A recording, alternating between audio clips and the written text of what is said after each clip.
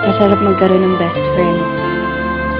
May taong poprotekta sa'yo, may taong magpapasaya sa'yo, pero handa mo bang itaya ang pagkakaibigan para sa hinahangad mong pagmamahalan? Nooy umibig na ako, subalit nasaktan Ako si Princess. puso. Grade school pa lang ako, palagi ko ng kaklase si Ivan. Magkaibigan kasi mga magulang namin, kaya kung nasan ako, nandun rin siya. Mapalungkot man o mapasaya, sa kulitan man o problema. Iyan si Ivan, ang taong lagi kong kakampi sa buhay. Ngunit nang ikaw ay makilala,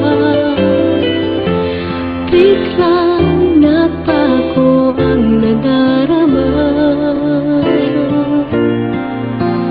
Para sa'yo, ako'y ibig pang muli. Dahil sa'yo, ako'y ibig ng muli. Ang aking puso'y pag-ingatan mo. Dahil sa ito'y muling magmamahal sa'yo. Para lang sa'yo. Isang araw,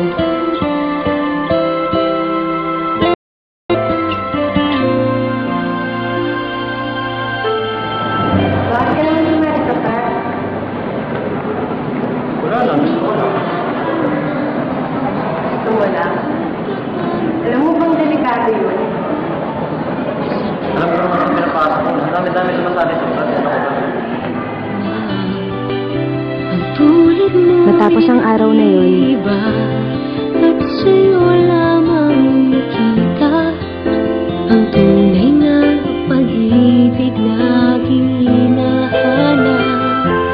Buti na lang ika'y nakilala. Binago mo ang nadarama. di na siya nagpaparamdam. Di na siya nagte-text. Di ko na rin siya nakikita sa school.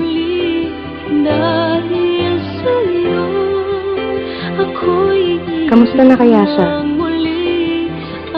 Pinuntahan ko siya sa bahay nila.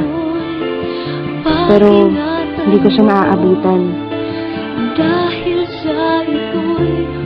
Namimiss ko na yung best friend ko. Namimiss ko na si Ivan,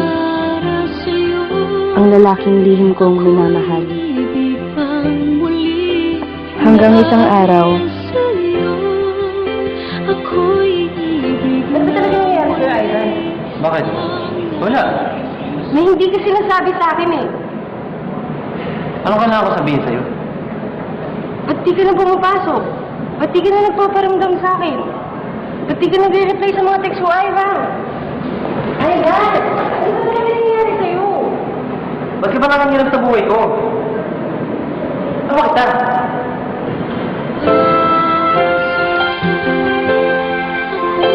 Natahimik ako sa sinabi niya. Ano ba niya ako? Isa lang akong hamak na best friend. Hanggang doon na lang yun. Umalis siya at di na nagpakita. Di na rin ako nagte-text. Di na rin ako pumupunta sa kanila. Makalipas ang 2 linggo, may natanggap akong balita. Nasa ospital daw si Ivan. Malubha ang lagay. Para lang sa'yo, ako'y di na muling mag-iisa. Ikaw na nga ang hinihintay ng puso ko.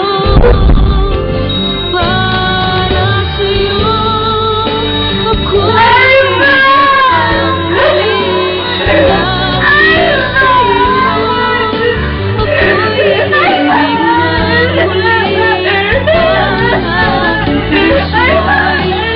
Pag-ingatan mo.